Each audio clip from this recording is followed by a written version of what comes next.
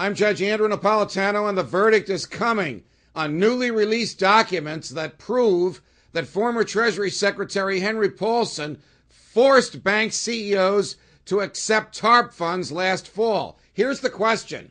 Were Paulson's moves illegal, and should he be held legally accountable for his actions? Here are the facts.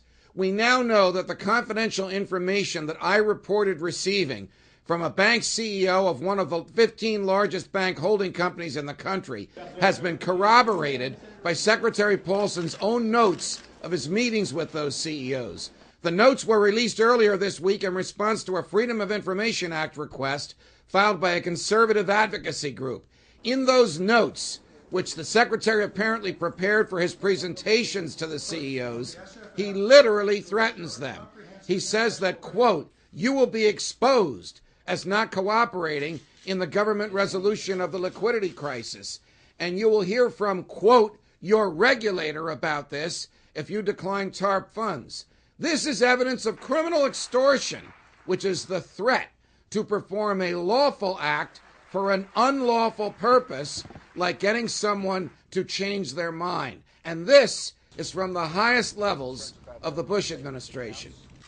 Interestingly, present when the threats were made were Sheila Blair, then and current FDIC chair, and the then president of the New York Federal Reserve Bank, Timothy Geithner, who of course is now Secretary of the Treasury. Here's what I think. The government can no more threaten someone than you or I could. Does the government have the right to audit a bank? Yes, it does.